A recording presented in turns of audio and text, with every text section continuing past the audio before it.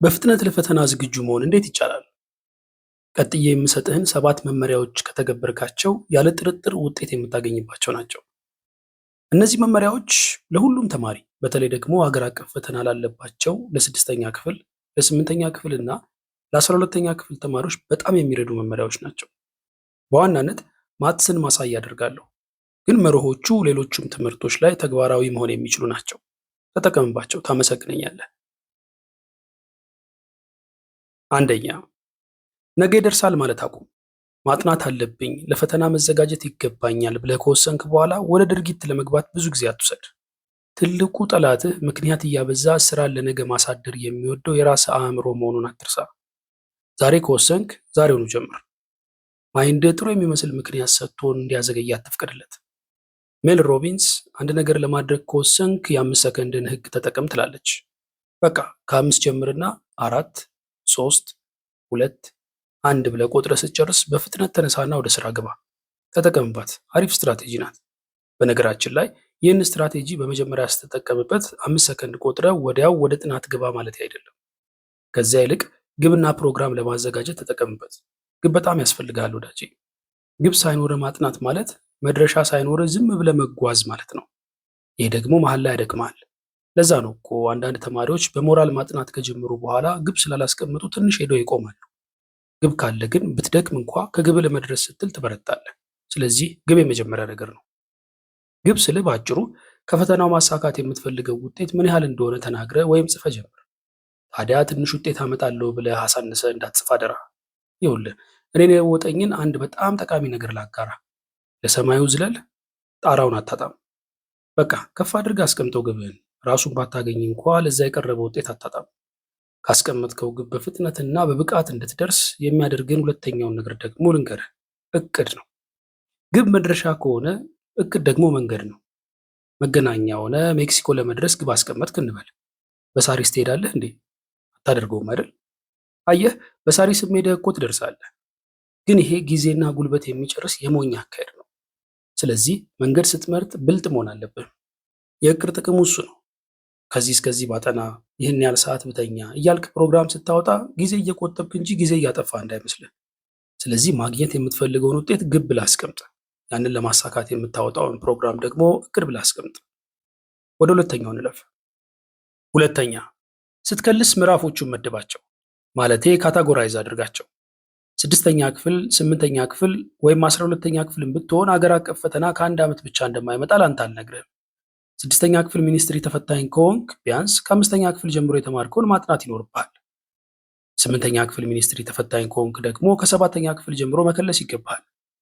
12ኛ ክፍል ማትሪክ ተፈታኝ ከሆንክ ከ9ኛ ክፍል ጀምሮ የተማርከውን መለስ ብለህ ማንበብ ይጠበቅብሃል።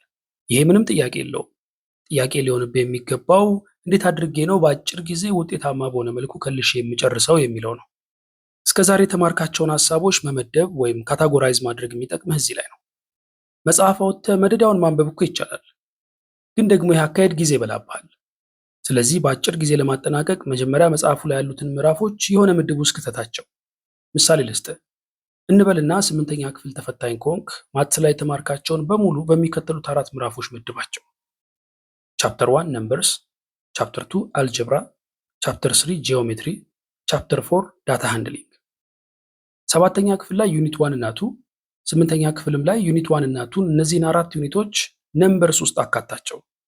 7ኛ ክፍል ላይ ዩኒት 3 እና 4፣ 8ኛ ክፍል ላይ ደግሞ ዩኒት 3፣ እነዚህን 3 ዩኒቶች ደግሞ አልጀብራ ውስጥ ጨምራቸው። እያንዳንዱን ዩኒት ልክ በዚህ መልኩ መመደብ ትችላለህ።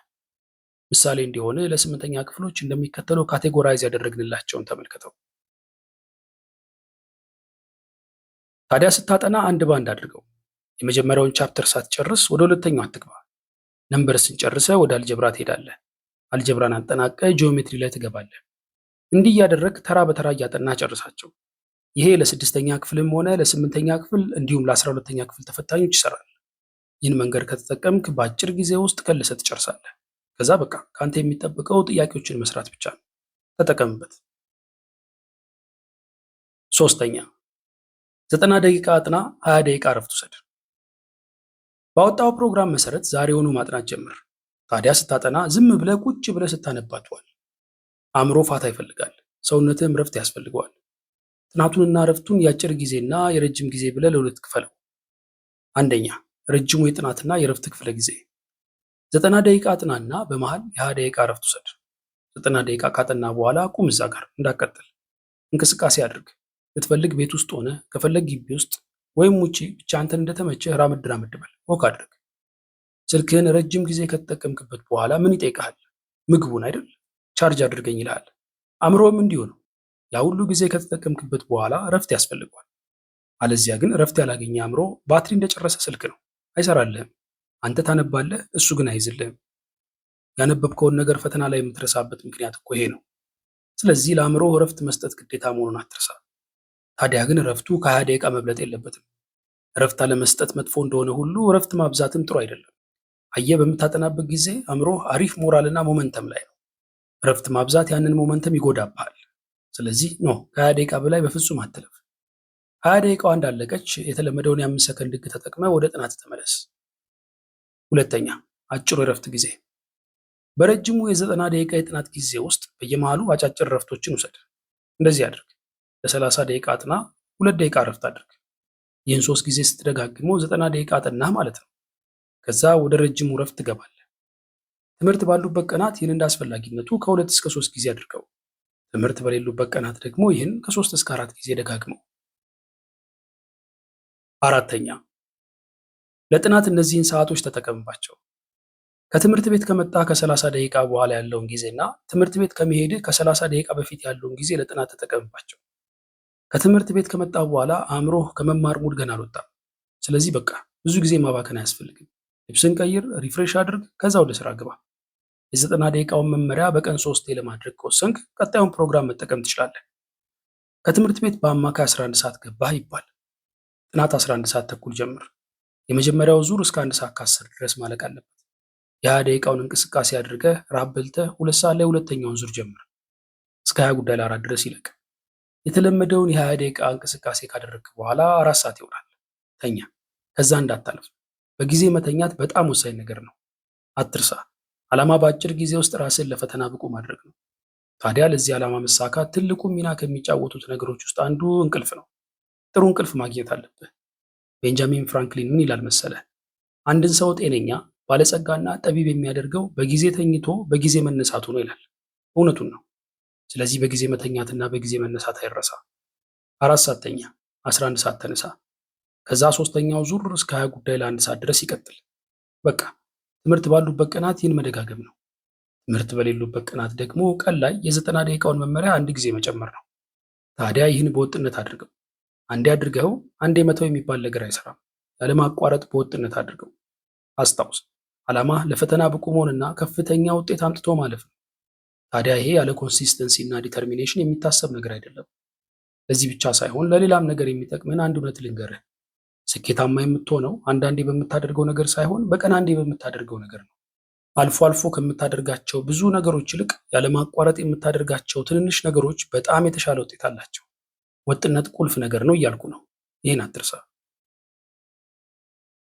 አምስተኛ፣ ያጠናኸውን ለጓደኞች አስረዳቸው።